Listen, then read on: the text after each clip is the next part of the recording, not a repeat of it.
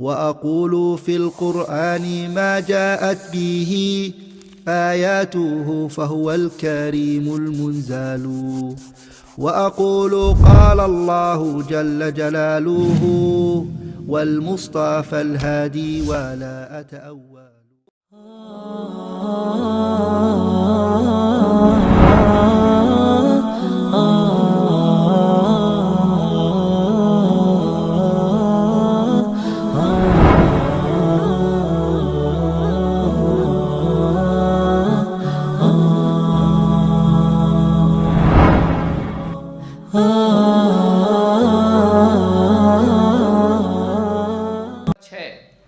حلال و حرام کے سلسلے میں تقوی کا اہتمام۔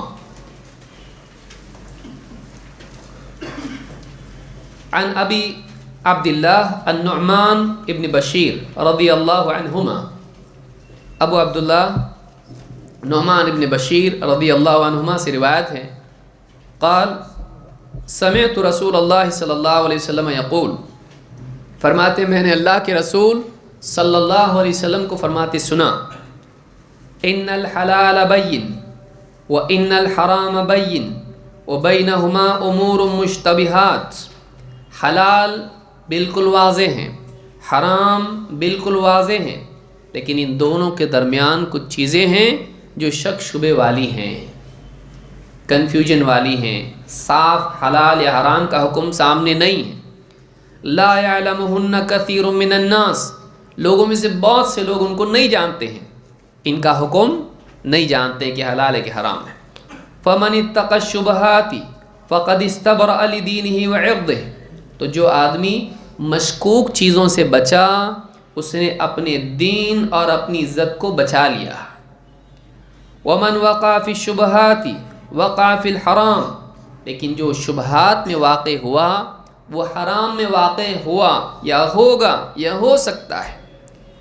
کراعی یرعی حول الحمى، جیسے ایک چرواہا ہو اور وہ فینس کے یا منڈیر کے یا کسی کھیت کی جو بیچ میں درمیان میں جگہ ہوتی ہے، حما ہوتی ہے، جو بادشاہ کی حما ہے یا کسی کی پرسنل پراپرٹی ہے، اس کے کنارے کنارے وہ اپنے جانوروں کو چرا رہا ہے۔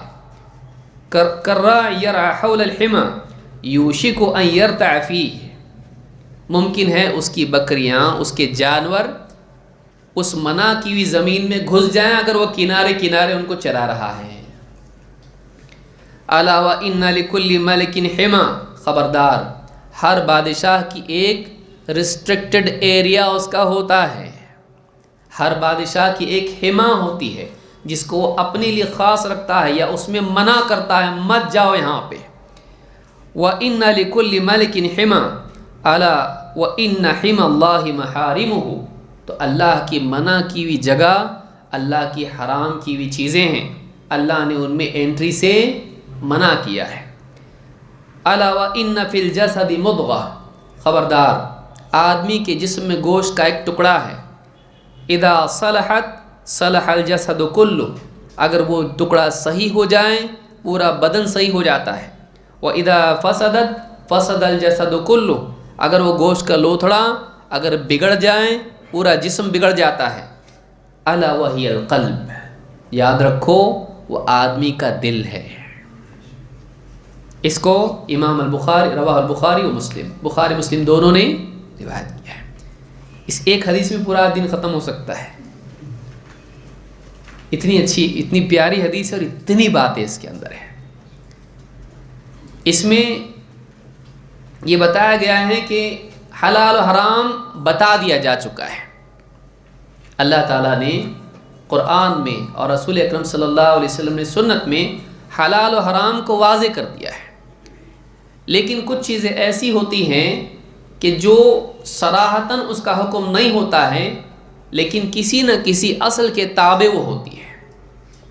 کچھ نئی نئی چیزیں سامنے آتی ہیں جن کا حکم آدمی کو بہت سے لوگوں کو معلوم نہیں ہوتا ہے، دلیل کے نہ جاننے کی وجہ سے، دلیل میں غور و فکر نہ کرنے کی وجہ سے، اور تقدیم و تاخیر، عام و خاص، ناسخ منسوخ نہیں معلوم ہونے کی وجہ سے بعض اوقات آدمی ان کے بارے میں کنفیوز ہو جاتا ہے۔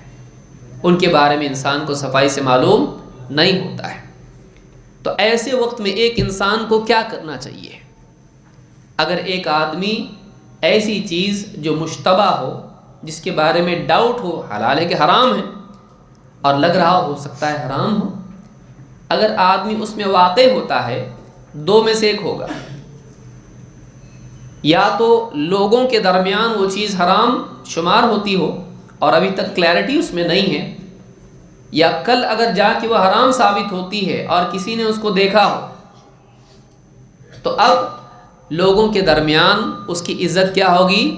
خراب، اور لوگ اس پر تہمت لگائیں گے۔ کوئی فلانی چیز کھانے پینے کی ہے، حلال و حرام کا معاملہ اس میں مشتبہ ہو اور حرام کا چانس اس میں لگتا ہو، امکان لگتا ہو، اور کسی نے اس کو کھاتے یا پیتے دیکھا ہو، یا وہ عادی ہو اس چیز کا، اور لوگ دیکھیں اس کو، فلاں آدمی حرام کھاتا ہے، فلاں آدمی حرام پہنتا ہے، فلاں آدمی حرام کام کرتا ہے، حرام کمائی اس کی ہے، تو مشتبہ میں اگر آدمی پڑتا ہے اور کل کو وہ حرام نکلتا ہے تو ایسا آدمی اپنی عزت کھو دیتا ہے، اور اگر واقعی وہ حرام ہے تو ایسا آدمی اپنے دین کو نقصان پہنچاتا ہے، نہ صرف عزت کو بلکہ اس کا دین بھی ضائع ہوتا ہے، دین کو بھی نقصان ہوتا ہے، دینداری اس کی مجروح ہوتی ہے، اللہ کے ہاں بھی اور لوگوں کی نگاہ میں بھی۔ تو ایک یہاں پر یہ بتایا گیا کہ جب آدمی کسی معاملے میں، ایک تو یہ کہ صاف سری حلال صاف سری حرام، حلال کو اختیار کرے، حرام سے بچے، لیکن کبھی ایسی چیز بھی سامنے آ سکتی جس میں آپ کے پاس اس کا صحیح علم نہ ہو، لیکن لگتا ہو کہ دل یہ بول رہا ہے کہ ہو سکتا ہے حرام، اس وقت میں ایکسلریٹر دبانا یا بریک؟ آپ کے پاس حدیث یہ بتا رہی کہ ایسے وقت میں عقل مندی یہ ہے کہ آدمی گڑھا ہو بھی سکتا، نہیں بھی ہو سکتا، لگ رہا ہے گڑھا ہو سکتا ہے، کیا کریں گے؟ نہیں ہوتا گڑھا، چلو ہو بھی سکتا ہے۔ تو اسی طرح سے کوئی چیز حرام ہو سکتی ہے، لہٰذا ایک آدمی اولاً اہل علم کی طرف رجوع کرے صریح حکم معلوم کرنے کے لیے، لیکن پھر بھی آدمی کے پاس صریح حکم نہیں آ رہا ہے تو اس سے آدمی کو چاہیے کیا کرے؟ وہ احتیاط کرے۔ جیسے عالم کہے بھائی میں بھی تحقیق کیا، ذرا دیکھنا پڑے گا اس بارے میں، نہیں میرا دل تو بولتا حلال ہے، آدمی جا سکتا اس میں نہیں۔ اس میں یہ بتایا گیا ہے کہ حلال و حرام میں انسان کا مزاج احتیاط والا ہونا چاہیے کہ وہ حرام سے بچے اور ایسی چیزوں سے بھی بچے جن میں حرام ہونے کا امکان دکھائی دیتا ہو، مشتبہ وہ چیز ہے۔ نمبر 2، آپ نے کہا، اس کی مثال آپ نے بیان کی، یہ ایسا ہے جیسے ایک چرواہا ہے، اگر وہ اپنے جانوروں کو چرا رہا ہے ایسی زمین میں کہ ادھر اجازت ہے ادھر اجازت نہیں ہے، اگر وہ ایک دم کنارے تک جائے گا بکریوں کو لے کے، کیا ممکن ہے؟ بکریاں یہاں چرتے چرتے اس میں چلی جائیں گی۔ لہٰذا ایک آدمی کو ایک دم ایسی جگہ میں بکریوں کو نہیں چرانا چاہیے جو ایک دم باؤنڈری ہو، حلال و حرام کے درمیان باؤنڈری ہو، وہاں نہیں چرانا چاہیے۔ اس سے معلوم ہوتا ہے کہ لذتوں میں اخیر تک آدمی کو نہیں جانا چاہیے۔ آدمی بعض اوقات لذتوں کا عادی ہو کے حرام میں بھی واقع ہو سکتا ہے، لہٰذا انسان کو تقویٰ کا راستہ اپنانا چاہیے۔ اور وہاں پہ کیا فرمایا؟ اللہ، ہر ایک بادشاہ کی ایک ممنوعہ زمین ہوتی ہے جس میں چرنا چرانا داخل ہونا منع ہوتا ہے، اللہ تعالیٰ نے ایسا ہی معاملہ رکھا ہے۔ وہ زمین کیا ہے؟ اللہ کی مثال بیان کی، وہ حرام چیزیں ہیں، مت جاؤ اس میں، مت جاؤ اس میں، اور ان کے قریب بھی مت چراؤ۔ اسی لیے کہا تلک حدود اللہ فلا تقربوها۔ آدم علیہ السلام کا حکم کیا تھا؟ ہاں، ولا تأکلا من هذه الشجرة، ایسا تھا، ولا تقربا هذه الشجرة، اس پیڑ کے قریب مت جاؤ۔ معلوم ہوا کہ جو چیز منع ہوتی ہے اس میں عقل مند کے لیے حکم یہ ہے کہ وہ اس کے قریب ہی نہ جائے۔ کیوں؟ قریب جائے گا فتنے میں پڑ جائے گا۔ اسی لیے ایک کمرے میں ایک عورت کے ساتھ تنہائی نہیں۔ اسی طرح سے جس ٹیبل پر شراب پی جا رہی وہاں شرکت نہیں۔ لہٰذا آدمی کو کیا چاہیے کہ وہ ایسے، اس کو سد ذریعہ کہتے ہیں، کہ ایسی چیز جس میں یقینی طور پر آدمی گناہ میں یا حرام میں واقع ہو سکتا ہے، آدمی اس سے دور ہی رہے تو اچھا ہے۔ اسی لیے دجال جب آئے گا تو کیا کہا؟ جا کے مناظرہ کرو اس سے، ہاں واٹس ایپ پہ، کہا نہیں، کہا اس کے قریب نہ جائے، کیوں؟ جو اس کے قریب جائے گا اس کے فتنے میں مبتلا ہو جائے گا۔ تو انسان کو چاہیے کہ گمراہی سے قریب نہ جائے، حرام سے دور رہے، اہل بدعت سے دور رہے، فاسقین سے دور رہے۔ تو ایک آدمی جب دور رہتا ہے محفوظ رہتا ہے، تو اس کو محفوظ رہنے کا طریقہ یہ بتایا گیا، دور رہو، ایک دم کنارے تک مت جاؤ، قریب مت جاؤ گناہ کے، دور رہو۔ پھر کہا الا ان فی الجسد مضغہ، تیسرا حصہ، کہ اس ساری چیزوں کی جڑ کیا ہے؟ دل۔ انسان کا دل ہے جو تمنا کرتا ہے اور قدم اس راستے پر چلتے ہیں۔ مالک کون ہے؟ دل، اور اعضاء اس کے غلام۔ غلاموں کو کنٹرول میں رکھنے کے لیے کس کو کنٹرول کرنا چاہیے؟ دل کو۔ اعمال کا بگاڑ دل کے بگاڑ کا نتیجہ ہے، لہٰذا اعمال کے سدھار کے لیے دل کو سدھارنا چاہیے۔ اس سے معلوم ہوتا ہے کہ دل میں اگر تقوی آ جائے تو اعمال صالح ہو جاتے ہیں۔ دل میں تقوی کی کمی کا نتیجہ یہ ہوتا ہے کہ اعمال برے ہوتے ہیں، بگڑتے ہیں۔ لہٰذا سماج سدھار کرنے کے لیے لوگوں کی سوچ بدلنا یہ اصل ہے۔ سوچ کا بگاڑ قول و عمل کا بگاڑ پیدا کرتا ہے، لہٰذا سوچ کی سدھار قول و عمل کا سدھار لاتا ہے۔ سوچ کی سدھار ایمان و تقوی سے ہوتی ہے۔ جب دل میں اللہ کا خوف ہوتا ہے تو آدمی گناہوں سے بچتا ہے، جہاں موقع ہوتا ہے وہاں بھی بچتا ہے، جہاں انسان کے پاس طاقت ہوتی ہے وہاں بھی بچتا ہے، جہاں انسان کے پاس اسباب ہوتے ہیں وہاں بھی بچتا ہے، دل میں اگر اللہ کا خوف ہو۔ تو تقوی کے بارے میں پہلے بتایا گیا کہ ڈاؤٹ فل چیزوں سے حلال حرام تو واضح ہیں، کچھ چیزیں گرے ہیں، اس میں بلیک اینڈ وائٹ ایک دم نہیں ہے، کچھ چیزیں مشکوک ہیں، بچو ان سے، احتیاط کا مزاج بناؤ۔ دو، بتایا گیا کہ ایک دم کنارے تک مت جایا کرو لذتوں میں، بلکہ آدمی اللہ کی منع کی ہوئی چیزوں سے دور ہی رہے، ان کے قریب نہ جائے۔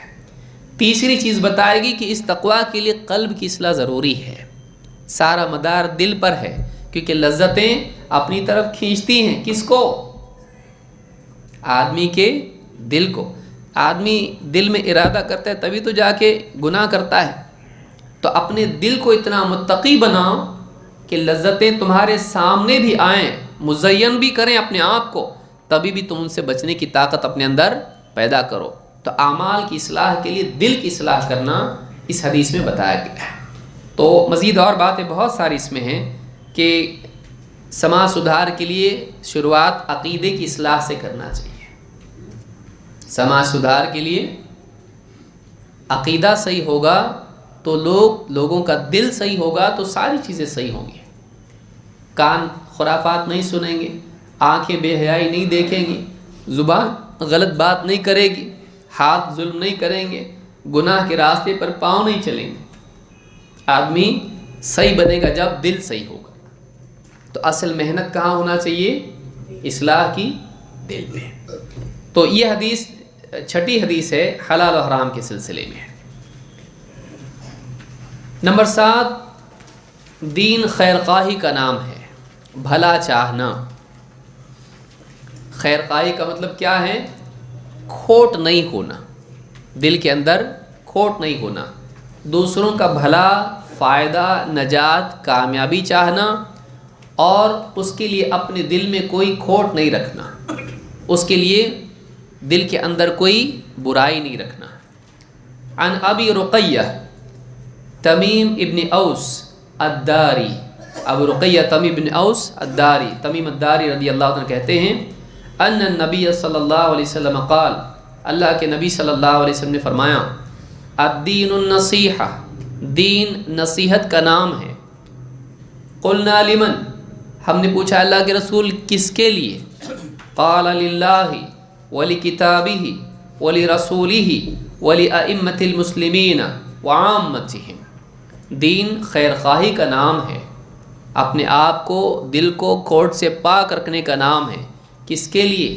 اللہ کے لیے دل کو کھوٹ سے پاک رکھنا، اس کی کتاب، اس کے رسول، مسلمانوں کے امام، حاکم اور عام مسلمانوں کے لیے اپنے دل کو کھوٹ سے پاک رکھنا۔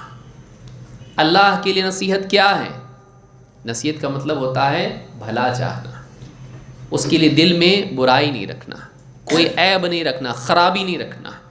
اللہ کے لیے نصیحت یہ ہے کہ ساری عبادات کا حقدار صرف اللہ کو مانے، اللہ کے فیصلوں پر راضی رہے، چاہے وہ تقدیر کے ہوں یا شریعت کے ہوں۔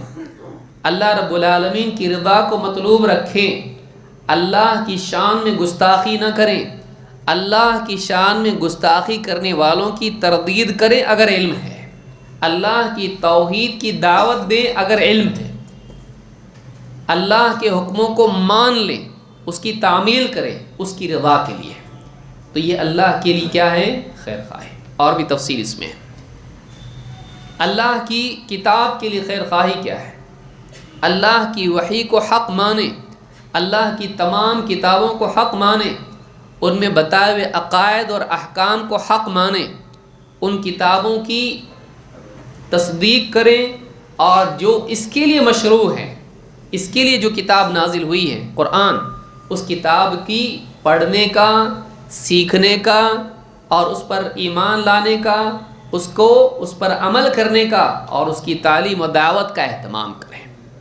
اس کے خلاف بولی ہوئی باتوں کا اگر علم ہے جواب دیں، اس کی حفاظت کریں، اور یعنی اس کے بارے میں جو بھی آدمی غلط بات بولتا ہے اس کی جواب دیں، اس کو یاد کرے، اس کو پڑھے، اس کو اپنے سینے سے لگائے رکھیں، اس کا اہتمام اپنی زندگی میں کریں۔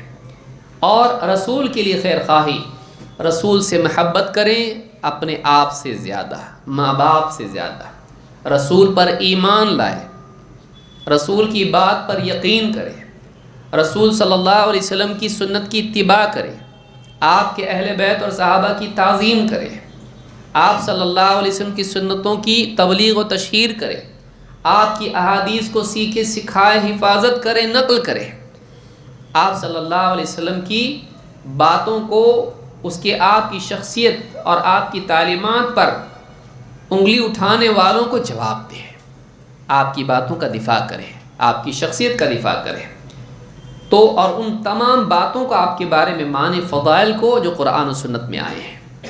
اسی طرح سے مسلمانوں کے امام، جو مسلمانوں کے حاکم ہیں، ان اماموں کے بارے میں خیر خواہی، ان کا حکم مانیں، ان کے خلاف سازش نہ کریں، ان کی غلطی پر ان کو نصیحت کریں، ان کے کام میں تعاون کریں اگر استعداد ہے، ان کے خلاف بولنے والوں کو سمجھائیں، اصلاح کریں، ان کے لیے دعا کریں۔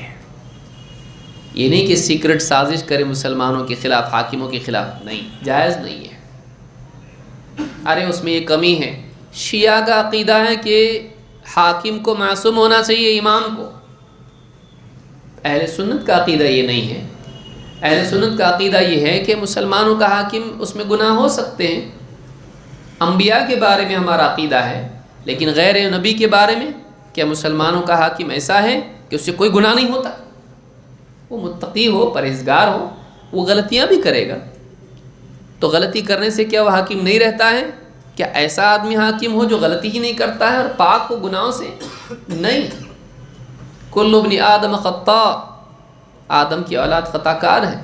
تو اگر مسلمانوں کے حاکم سے کوئی گناہ صادر ہوتا ہے، اس کے باوجود وہ حاکم باقی رہے گا، اس کے خلاف سازش نہیں کی جائے گی، لوگوں کو اس کے خلاف بھڑکایا نہیں جائے گا، اس کے خلاف بغاوت نہیں کی جائے گی، تو یہ جو ہے مسلمانوں کے حاکم کے لیے ہے۔ ایک فرقہ ہے، امام ابن حجر فرماتے ہیں اپنی کتاب تہذیب و تہذیب میں، اس فرقے کا نام کیا ہے؟ قعدیہ۔ خوارج میں سے ایک فرقہ ہے القعدیہ۔ وہ فرقہ کیا کرتا ہے؟ جہاد کرتا تو نہیں ہے، لیکن مسلمانوں کے حاکم کے خلاف خروج کی دعوت لوگوں کو دیتا ہے، خود کچھ کرتا نہیں ہے، اپنے آپ کو سیف رکھتا، لیکن دوسرے مسلمانوں کو کیا کرتا ہے؟ مسلمانوں کے حاکم کے خلاف بھڑکاتا ہے۔ تو اس طرح کے لوگوں سے دور رہنا چاہیے، اس طرح کے لوگوں سے دور رہنا چاہیے۔ مسلمانوں کا حاکم غلطیاں کرے گا، وہ انسان ہے، وہ غلطیاں کرے گا، اس سے وہ اپنا مقام نہیں کھوتا ہے، یہ بات یاد رکھیں۔ اس کو نصیحت کی جائے گی، اس کی اصلاح کی جائے گی، اس کا غلط ہی ہے، صحیح نہیں ہوتا ہو، لیکن اس کی غلطی کی وجہ سے وہ اپنا مقام نہیں کھو دیتا، اس کے ساتھ خیر خواہی کا حق وہ نہیں کھو دیتا۔ کیوں ہمارے ماں باپ غلطی نہیں کرتے؟ کیا کرتے ان کو؟ بازار میں جا کے ان کے خلاف نعرے لگاتے، امی ابا ہائے ہائے کرتے؟ نہیں کرتے۔ کیوں نہیں کرتے؟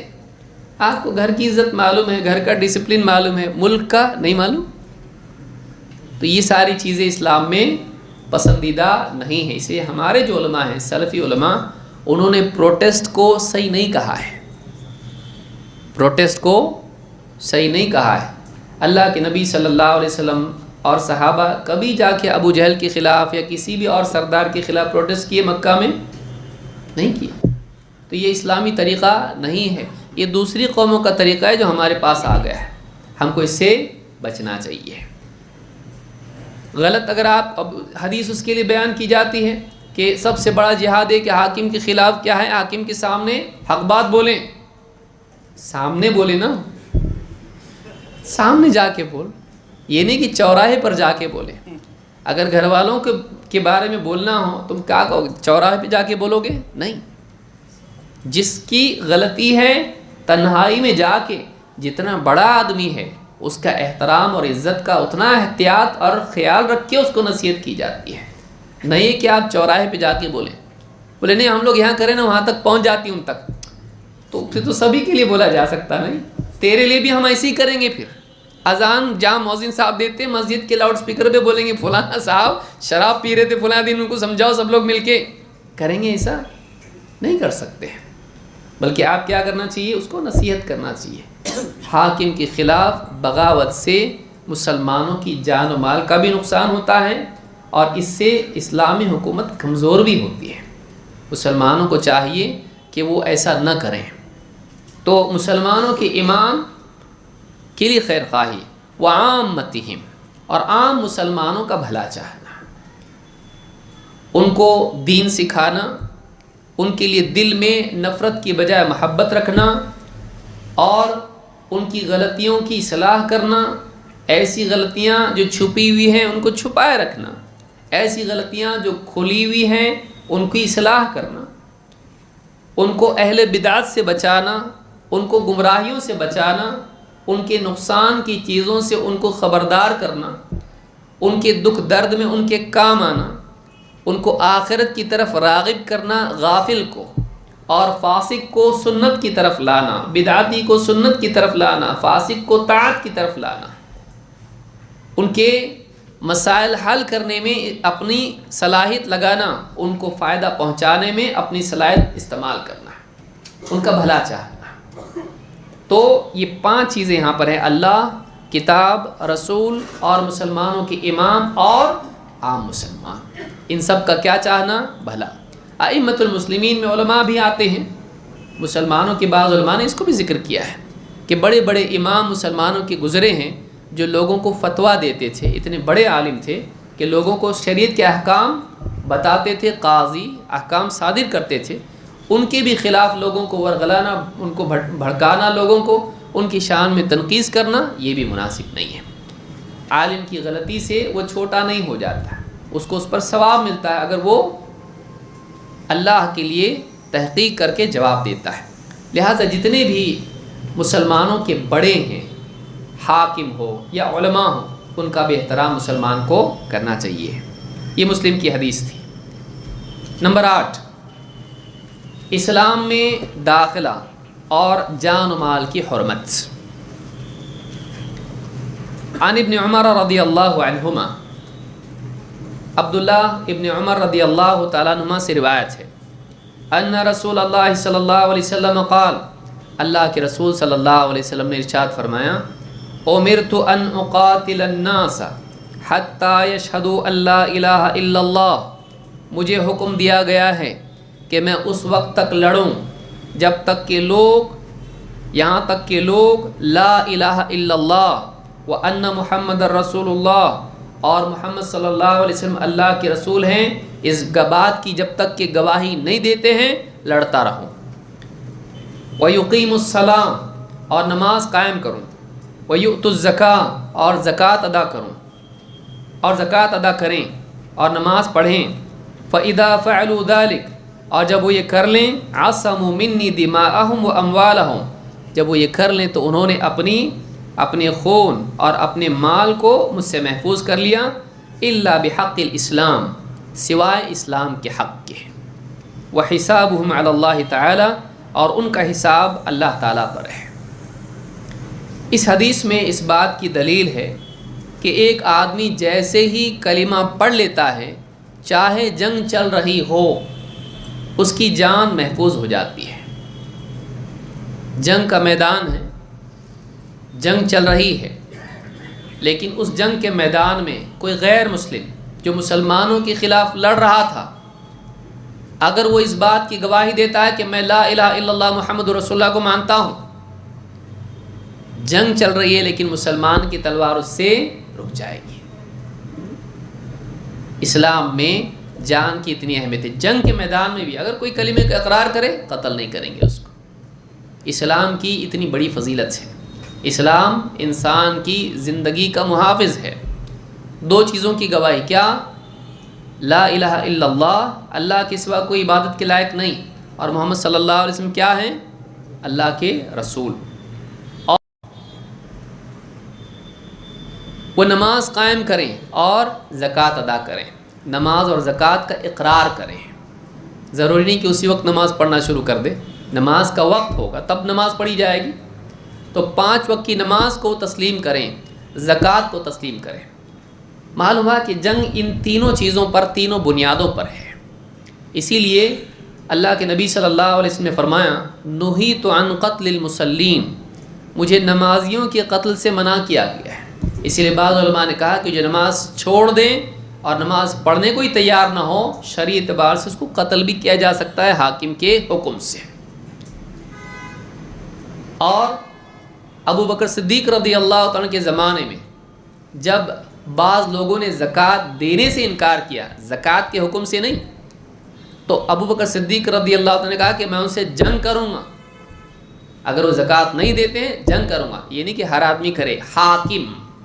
ابو بکر صدیق کون تھے اس وقت؟ مسلمانوں کے حاکم۔ اس سے معلوم ہوتا ہے کہ اگر لوگ زکوٰۃ دینے سے رک جائیں تو حاکم کے لیے یہ جائز ہے کہ وہ طاقت سے ان سے وہ زکوٰۃ وصول کریں۔ تو ابو بکر صدیق رضی اللہ عنہ نے اسی حدیث کے بنیاد پر کہا تھا، اگر نبی صلی اللہ علیہ وسلم کے زمانے میں اگر وہ اونٹ کی رسی بھی اگر دیتے تھے، آج اگر نہیں دیتے ہیں، میں اس کے لیے بھی جنگ کروں گا۔ کیوں؟ اس لیے کہ شریعت کا تقاضا اور حدیث بتا رہی ہے۔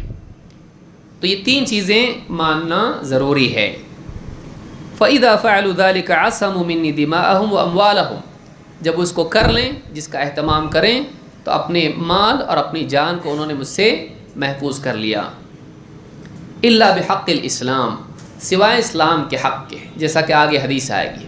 جیسے کوئی آدمی کسی کو قتل کرتا ہے تو اسلامی قانون کیا ہے کہ اس کو اسلامی حکومت میں کسی آدمی نے کسی کا مرڈر کر دیا ہے اور اس کے گھر والے کہہ رہے ہیں ہم کو بدلہ چاہیے، تو اس کے بدلے میں اس کو بھی قتل کیا جائے گا۔ کیوں؟ اس لیے کہ جان کے بدلے جان ہے۔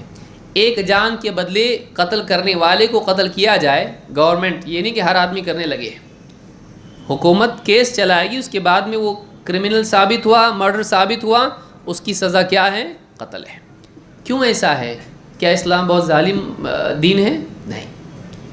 ایک آدمی نے قتل کیا، اگر اس کو چھوڑ دیتے ہیں تو وہ 10 قتل کر سکتا ہے، اور سماج میں لوگوں کے اندر یہ بات آئے گی جان اتنی کوئی ویلیو نہیں رکھتی ہے۔ یہ دیکھو اس نے مرڈر کیا، 5 مرڈر کیا، باہر گھوم رہا ہے، ابھی تو لوگ زیادہ ڈرتے اس کو۔ جیل میں جا کے جب آیا، ضمانت پہ چھوڑ کے آیا، اس نے ڈرنا چاہیے، تو کون ڈر رہا اس سے؟ لوگ۔ تو جتنے بھی کرمنل ہے سماج میں وہ خطرہ بن جائیں؟ نہیں۔ اگر ایک آدمی اس نے جان کسی کی لی ہے اور اسلامی حکومت میں جب اس جان کے بدلے اس کو سزا دی جاتی ہے، قتل کیا جاتا ہے، آئندہ مرڈر کرنے سے لوگ ڈریں گے۔ بھائی معمولی سگنل توڑ کے کوئی جاتا ہے، پولیس بول رہا جا، تو پیچھے رہنے والے رکے ہوئے لوگ جو تھے لال بتی دیکھ کے وہ بھی کیا بولتے جب اس کو چھوڑا تو وہ بھی سگنل توڑتے ہیں. لیکن ایک اگر توڑا اور خوب پٹائی کی اور چکر آ کے گراؤ تو جو آگے جا رہا تھا وہ بھی پیچھے گاڑی لیتا آپ نے, کیونکہ ڈنڈا میرے اوپر بھی برس سکتا ہے. تو ایک انسان جو عام انسان کی بات نہیں ہو رہی ہے, قاتل جو سماج کے اندر کرمنلز ہوتے ہیں وہ کیسے رکتے ہیں؟ پیار محبت سے رکتے. ان کو قانون سخت ہونا چاہیے. سخت قانون جب ہوتا ہے تو سماج میں جو برے لوگ ہوتے ہیں جو ڈنڈے سے ہی ڈرتے ہیں تو وہ لوگ کیا کرتے ہیں, سماج ان سے سیف ہو جاتا ہے. سمجھ میں آ رہی بات؟ تو اسلام میں قانون رکھا گیا الا بحق الاسلام. تو چاہے جان کا معاملہ ہو چاہے وہ مال کا معاملہ ہو, اسلام کا حق ہے زکوٰۃ, اس میں سے لیا جائے گا. تو الا بحق الاسلام, تو ان کو وہ اپنی جان و مال کو محفوظ رکھ لیتے ہیں سوائے اسلام کے حق کے. وحسابهم علی اللہ, اور ان کا حساب کس پر ہے؟ اللہ پر. جیسے جنگ چل رہی ہے اور ایک آدمی کلمہ پڑھ لیا اور آدمی کہے کہ نہیں اس نے جان بچانے کے لیے کلمہ پڑھا ہے, نہیں, اسلام بتا رہا ہے, حدیث بتا رہی, اس کا حساب اللہ لے گا کہ اس نے جان بچانے کے لیے اسلام قبول کیا یا واقعی دل سے اسلام قبول کیا. وحسابهم علی اللہ, تمہارے ہاتھ میں نہیں کہ تم ان کا دل سینہ چیر کے دیکھ لو. اسی لیے ایک جنگ میں حضرت اسامہ رضی اللہ تعالیٰ نے یعنی کسی کو قتل کر دیا, جنگ چل رہی ہے اور انہوں نے مارنے گیا اس کو تو اس نے کلمہ پڑھ لیا. انہوں نے کہا کہ جان بچانے کے لیے کر رہا, مار ڈالا اس کو. ساتھ میں جو دوسرے صحابی تھے انہوں نے دیکھا, ہاں میں تو بتاؤں گا یہ بات اللہ کے نبی صلی اللہ علیہ وسلم کو میں بتاؤں گا. آپ کو جب بتایا تو آپ نے ان کو بلایا اور پوچھا کیا؟ کہا کہ اللہ کے رسول جان بچانے کے لیے بولا تھا, جان بچانے کے لیے کلمہ پڑھا اس نے. آپ نے کہا کہ تو نے اس کا سینہ چیر کے کیوں نہیں دیکھ لیا کہ اس نے جان بچانے کے لیے کہا تھا یا واقعی سچ کہا تھا؟ اور قیامت کے دن اس کے لا الہ الا اللہ کا تو کیا جواب دے گا؟ اور صحابی کہتے ہیں آپ بار بار یہ کہتے رہے کہ اس کے لا الہ الا اللہ کا کیا جواب دے گا, تو کیا جواب دے گا؟ کہتے اتنا مجھ کو برا لگا, میرے دل میں بات آئی کہ کاش اس سے پہلے میں مسلمان نہیں ہوتا, یعنی آج مسلمان ہوتا تو میرے اکاؤنٹ میں گناہ نہیں آتا کہ اسلام لانے کے بعد میں نے بڑا غلط کام کیا ہے کہ ایک آدمی کو کلمہ پڑھنے کے بعد بھی میں نے قتل کر دیا. تو اسلام میں جان کی اتنی قدر ہے, یہ نہیں کہ کسی کو بھی آدمی قتل کر دے. آج تو کوئی جان کی دنیا میں قیمت نہیں رہی, چھوٹی چھوٹی بات پہ لوگ مار ڈال رہے لوگوں کو. انسان جانور بن گیا, ایک دم انسان جانور بن گیا ہے. تو اس حدیث سے بات معلوم ہوتی ہے کہ اسلام لوگوں کی جان کا محافظ ہے اور نماز اور زکوٰۃ بھی لازم ہے. کلمہ صرف پڑھ کے کافی نہیں ہے بلکہ انسان کو نماز کا اور زکوٰۃ کا بھی اہتمام کرنا چاہیے. نمبر 9, نبی صلی اللہ علیہ وسلم کے حکم اور ممانعت میں فرما برداری. عن ابی ہریرہ عبد الرحمن بن صخر رضی اللہ عنہ. عبد الرحمن ابن صخر یہ کس کا نام ہے؟ ابو ہریرہ کا. ابو ہریرہ رضی اللہ عنہ کا اصل نام کیا ہے؟ عبد الرحمن ابن صخر. روایت کرتے ہیں, کہتے ہیں کہ سمعت رسول اللہ صلی اللہ علیہ وسلم یقول, میں نے اللہ کے رسول صلی اللہ علیہ وسلم کو فرماتے سنا, ما نہیتکم عنہ فاجتنبوہ, جس چیز سے میں نے تمہیں منع کیا ہے اس سے بچو. وما امرتکم بہ فأتوا منہ ما استطعتم, اور جس چیز کا میں نے تم کو حکم دیا ہے جتنا تم سے ہو سکتا ہے ضرور کرو. فإنما أهلك الذين من قبلكم كثرة مسائلهم واختلافهم على أنبيائهم, اس لیے کہ تم سے پہلے جو لوگ تھے, جو لوگ گزرے ہیں, ان کا حال یہ تھا کہ وہ ہلاک ہو گئے. کیوں؟ نبیوں سے خوب سوالات پوچھنے کی وجہ سے, کثرت سوال کی وجہ سے, اور اپنے انبیاء سے اختلاف کرنے کی وجہ سے. اس حدیث کو بھی امام البخاری اور مسلم نے روایت کیا ہے. اس حدیث میں یہ حدیث اصل ہے نبی صلی اللہ علیہ وسلم کے فرمان کی تعمیل کی. دو باتیں ہیں. ایک ہے اللہ کے نبی صلی اللہ علیہ وسلم کا حکم اور دوسرا ہے آپ کی ممانعت. آپ نے کچھ کام کرنے کو کہیں اور کچھ سے منع کیا. جب کرنے کے کام کو کرنا ضروری ہے، جس سے منع کیا ہے اس سے رکنا بھی ضروری ہے. کوئی آدمی کہ نماز پڑھ رہا ہے لیکن جوا بھی کھیل رہا ہے، نماز پڑھ رہا ہے روزہ رکھ رہا ہے لیکن عام دنوں میں شراب بھی پیتا ہے، نہیں، وہ فرما بردار کہلائے گا؟ نہیں. اس لیے کہ حکم میں دونوں چیزیں آتی ہیں کہ جو کرنے کو کہا ہے اس کو کرنا اور جس سے منع کیا ہے اس سے رکنا، دونوں چیزیں ضروری ہیں. لیکن آپ دیکھیں گے کہ حکم میں آپ نے کہا جتنا ہو سکے اتنا کرو، اور منع میں آپ نے نہیں کہا جتنا ہو سکے اتنا بچو. کوئی آدمی کہے میں زیادہ نہیں پیوں گا شراب، تھوڑی سی پیوں گا، میں کر سکتے ایسا؟ اس میں رکنا ہے کیونکہ اس میں تو کرنا ہی نہیں ہے کچھ. منع کی ہوئی چیز میں کیا کرنا ہے؟ آپ کو کچھ نہیں کرنا ہے. اس لیے کہ نہ کرنا آدمی کے بس میں، کچھ کرنا ہی نہیں پڑتا اس کو، اس میں استطاعت کہاں سے آئے گی؟ لیکن جو آدمی کام کرتا ہے، ایکٹیویٹی ہوتی ہے، اس کے اندر استطاعت ہوتی ہے. ترک میں ترک کرنا ہے، بس کچھ کرنا نہیں ہے. اسی لیے کہتے ہیں کہ یہاں پر استطاعت کا ذکر نہیں کیا ہے، جس سے منع کیا اس سے رک جانا ہے بس. لیکن جو کام کرنا ہے اس میں استطاعت ہے. کیوں؟ جیسے ایک آدمی حج کرنا ہے، استطاعت ہے، سفر کر سکتا ہے کہ نہیں، پیسہ اتنا ہے کہ نہیں. زکوٰۃ دینا ہے، استطاعت ہے، اس لیے کہ زکوٰۃ تیرے پاس اتنا مال ہے کہ نہیں، مکلف ہی ہے کہ نہیں تو. نماز پڑھنا ہے، کھڑے ہونے میں استطاعت ہے کہ نہیں، بیٹھ کے پڑھ، کھڑا نہیں ہو سکتا ہے، بیٹھ کے نہیں پڑھ سکتا ہے، لیٹ کے پڑھ. تو احکام جو کرنے کے ہیں اس میں استطاعت ہے. لہٰذا اسلام یہ بتاتا ہے کہ انسان کی استطاعت ہر ایک کی الگ ہوتی ہے. شریعت میں یہ نہیں کہ کرو یا مرو، ایسا ہے تیرا پرابلم تم جانے، جنت پہ جانا ہے تو کرنا ہی پڑے گا، نہیں. کیا بتایا گیا؟ کہ تمہارے جتنا ہو سکتا ہے اتنا کرو. کہ آدمی کی طاقت کے حساب سے اللہ کا حکم ہے.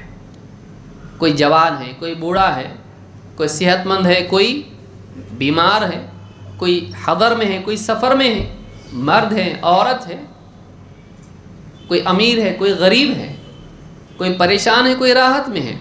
انسان کے حالات الگ الگ ہوتے ہیں. لہٰذا اسلام ایک ایسا دین ہے کہ جس میں انسان کی کنڈیشن کا بھی اعتبار کیا گیا ہے. اس کی کیپیسٹی ہے کہ نہیں، تیری کیپیسٹی ہے تو کر، جتنی کیپیسٹی ہے اتنا کر. تو اس حدیث سے بات معلوم ہوتی کہ اسلام دین رحمت ہے جس میں انسان کی استطاعت کا بھی اعتبار ہے. اس میں حکم ہے کہ جو میں حکم دوں اس کو پورا کرو اپنی طاقت کے بقدر، اور جس سے منع کروں اس سے رک جاؤ. اور بتایا گیا کہ تم سے پہلے جو لوگ ہلاک ہوئے کیوں ہوئے؟ 2 وجہ تھی. نمبر 1 کثرت سوال. کثرت سوال کیسے؟ ایک چیز حرام ہے، زبردستی سوال پوچھ کے اس میں نئے نئے کلاز نکال کے کسی طرح اس کو حلال کرنے کی کوشش کرنا. یا کوئی حکم آ گیا کرو، اس حکم میں اتنے سوال پوچھنا کہ حکم مشکل ہو جائے. جیسے ذبح کرنے کے لیے کہا اللہ کے نبی اللہ تعالیٰ نے موسیٰ علیہ السلام کو، گائے ذبح کرو، تو کیا کہا؟ کیسی ہونا چاہیے، رنگ کیسا ہو، فلاں چیز ہو. اتنی کنڈیشنز اس کی پوچھی کہ وہ چیز کیا ہو گئی؟ مشکل ہو گئی. اسی طرح سے کئی احکام اسلام کے ہوتے ہیں، کئی احکام زندگی کے ہوتے ہیں. اتنے سوال پوچھنا کہ وہ چیز کیا ہو جائے؟ مشکل ہو جائے. یا بے وجہ سوالات پوچھنا، ایسے سوالات پوچھنا جس کا عقیدے اور عمل سے واقعی کوئی مطلب نہیں ہو. تو بے وجہ سوالات میں پڑھنا یہ بھی پسندیدہ چیز نہیں ہے. جیسے نبی صلی اللہ علیہ وسلم کے زمانے میں آدمی کھڑا ہوا غصے میں، آپ کا پوچھو آج کیا پوچھنا ہے. وہ اجازت یعنی ایسا نہیں تھا کہ ہاں پوچھو، وہ ایسا تھا بہت سوالات پوچھے لوگوں نے کہ آپ غصہ ہو گئے. آپ نے کہا اب آج کے دن جو بھی پوچھو گے میں جواب دوں گا. آدمی کھڑا ہوا کہا میرا باپ کہاں ہے؟ مر گیا تھا. میرا باپ مر گیا، کہاں ہے وہ؟ کہا اب جہنم میں ہے. جہنم ہے، جہنم میں بتا دیا. جب تک نہیں معلوم تھا دل کو تھوڑا سکون تھا، معلوم ہو کہ کیا فائدہ ہوا.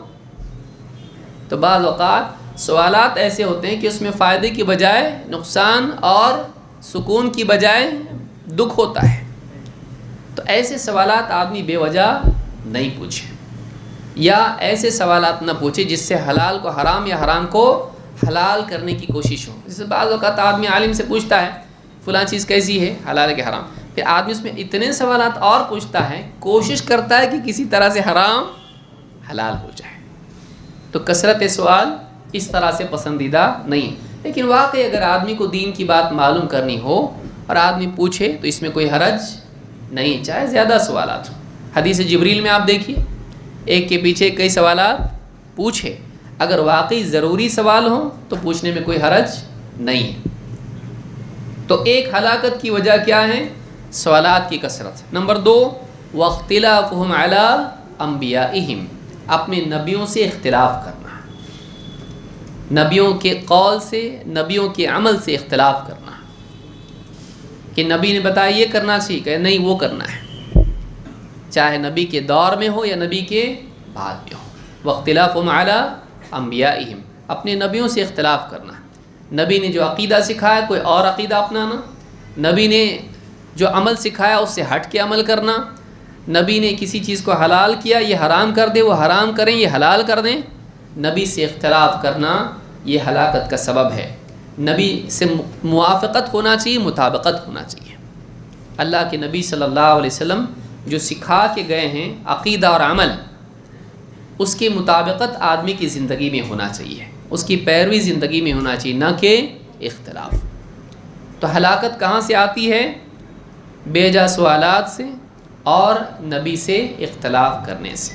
تو یہ 2 چیزیں جو ہلاکت والی ہیں جو حدیث میں آئی ہیں. انشاءاللہ مزید باتیں ہم اگلی مجلس میں دیکھیں گے.